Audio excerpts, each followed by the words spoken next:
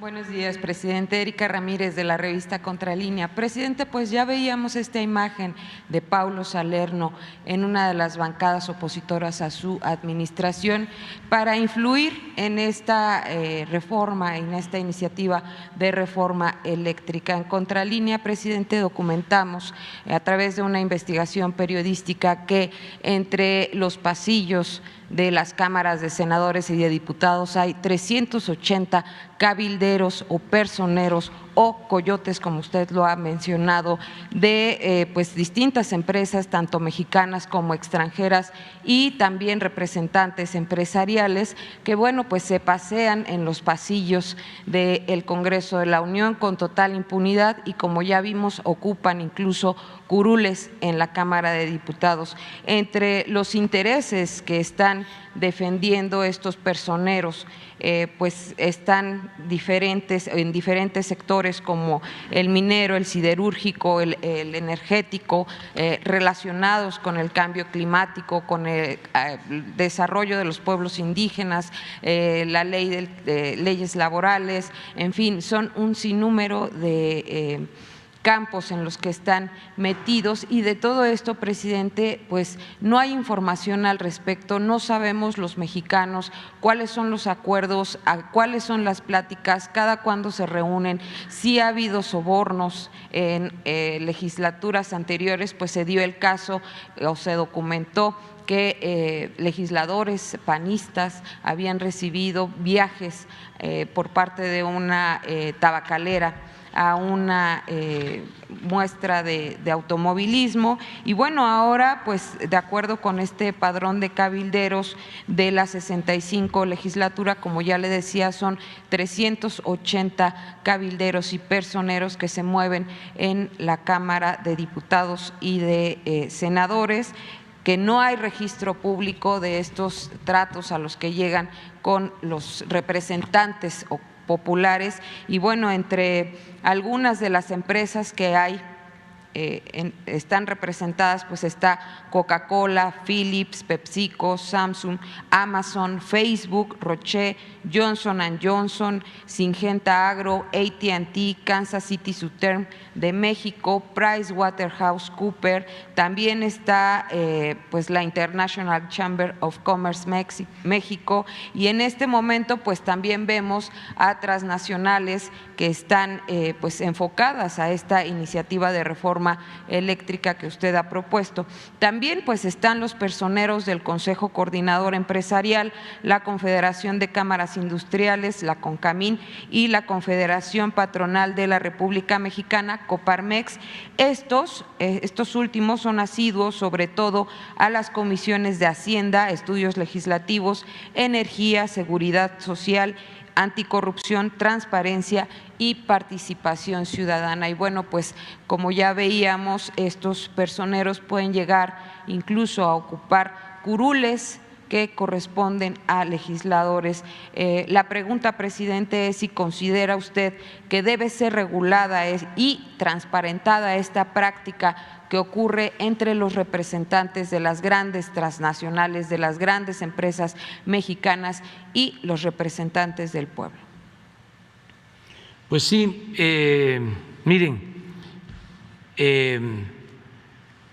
estas empresas pues eran las que mandaban antes. Estas empresas y sus abogados fueron los que hicieron los artículos de la Constitución cuando la reforma energética en sus despachos, sobre todo los transitorios. Hicieron algo nunca visto en reformas constitucionales en México. Son tantos los transitorios para afianzar sus intereses que es más lo que se escribió en esos transitorios de la Constitución que lo que quedó establecido en los artículos 25, 27, 28, que tienen que ver con el sector energético. Porque los abogados, para no reformar leyes secundarias que solo requieren de mayoría simple, quisieron que todo quedara en la Constitución, porque para modificar la Constitución se requiere no mayoría simple, sino 2/3 partes. Por eso, en esta reforma a la Constitución que presentamos, pues son 2/3 partes. Si fuese mayoría simple, la mitad más uno, pues hay muchos legisladores, tanto en la Cámara de Diputados como en la Cámara de Senadores, nacionalistas, verdaderos representantes del pueblo, y saldrían las reformas. Pero se trata de una reforma constitucional. Aún así, tienen mucho temor, mucho miedo a perder sus privilegios, porque lo que están haciendo con la legislación vigente es saquear, es robar, es recibir subsidios del presupuesto público. Y eso se acabaría. Pero no solo es eso, es también el litio, que es un mineral estratégico sin el cual no podría haber desarrollo industrial para sustituir el petróleo.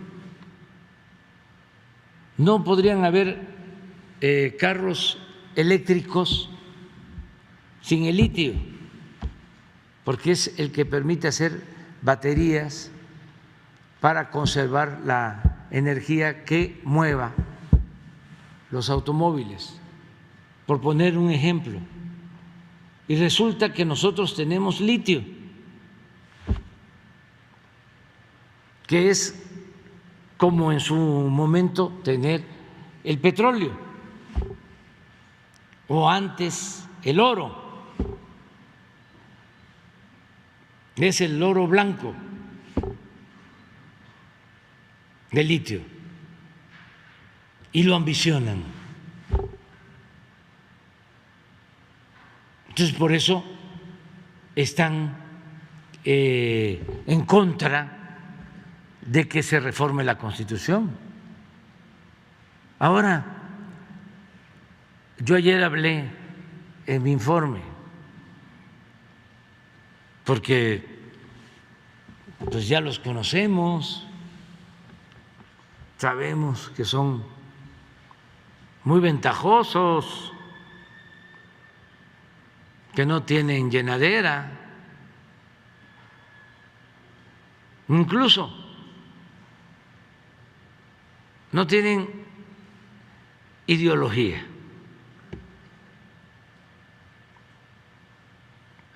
Tienen intereses. Su Dios es el dinero. Podría aquí poner ejemplos, ¿eh? Voy a poner uno, porque esto ayuda mucho, sobre todo a los jóvenes. El caso de Venezuela. Decían horrores de Venezuela. Lo peor, Venezuela.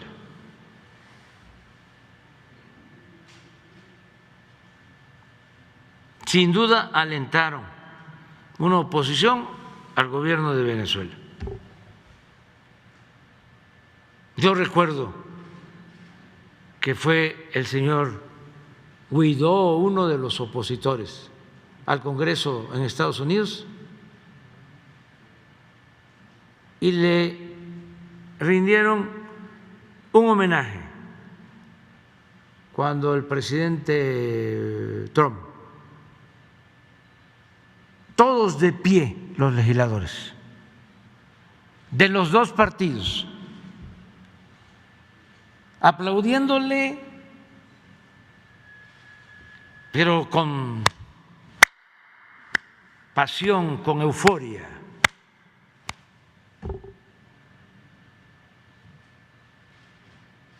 Bueno, eso fue hace como año y medio, 2 años. Viene ahora el conflicto Rusia-Ucrania, hay problemas con el petróleo, porque Rusia produce petróleo y desde luego gas, y de repente un acuerdo con Venezuela para que una empresa petrolera, Chevron, extraiga 1 millón de barriles diarios de Venezuela. ¿Y en dónde quedó el pleito?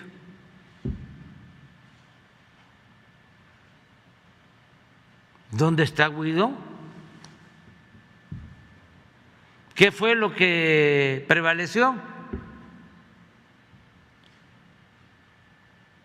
¿Qué es lo que está por encima de todo? Los intereses.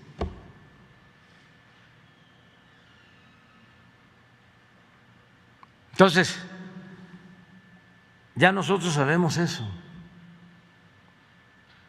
Hacen mal, porque la política debe ser un imperativo ético.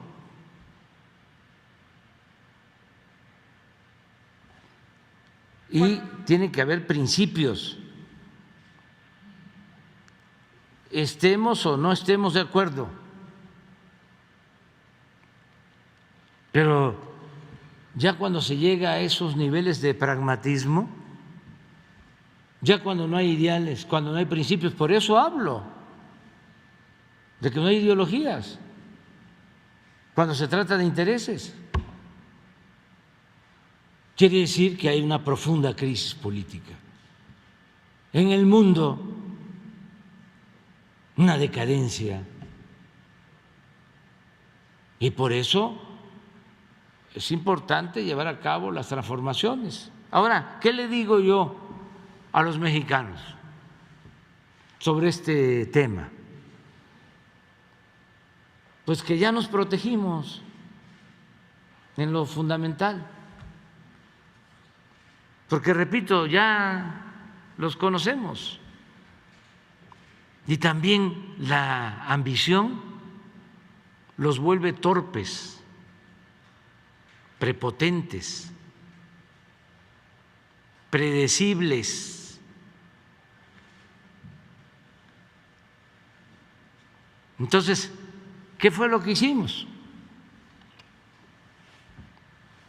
Pues presentamos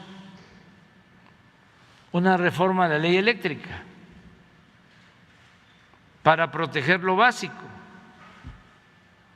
Por ejemplo, quitar el absurdo, la vileza de no considerar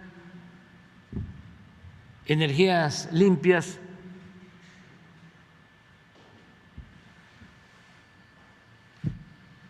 lo que se produce de energía con agua en las hidroeléctricas,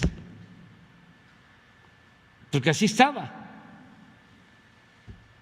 Entonces ya en la ley eléctrica ya ahora van a tener despacho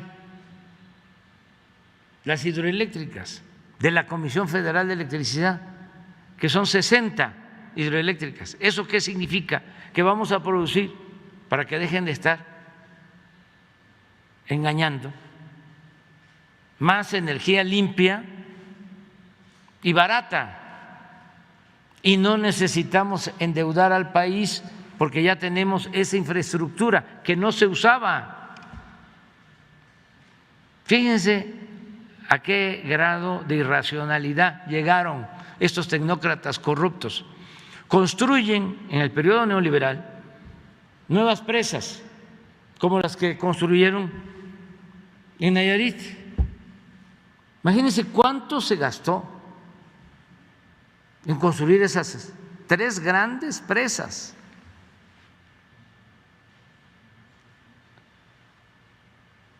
Para tenerlas paradas. Y uno dice, ¿y entonces para qué las construyeron?